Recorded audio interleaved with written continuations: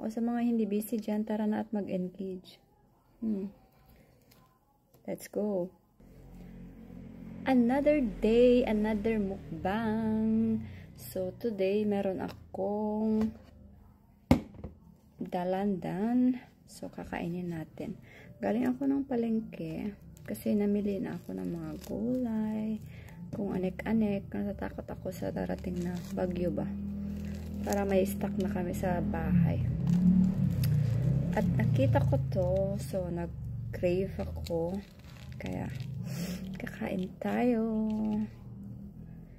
Kamusta ang panahon dyan sa inyo? Dito makulimlim na, hindi na mainit. Hindi na maaraw, pero mainit pa din. Guys, sana lang hindi lakasan yung bagyo. Nakakatakot. Ayan. Good afternoon, everyone. O sa mga hindi busy dyan, tara na at mag-engage. Let's go.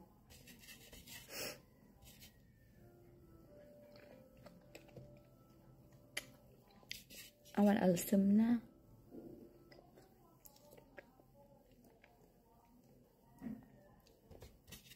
Pag napanood na naman to ni Afam, sasabihin na naman niya, nagpapak ka na naman ng maasim.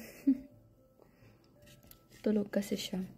Buong gabi na naman kasing gising.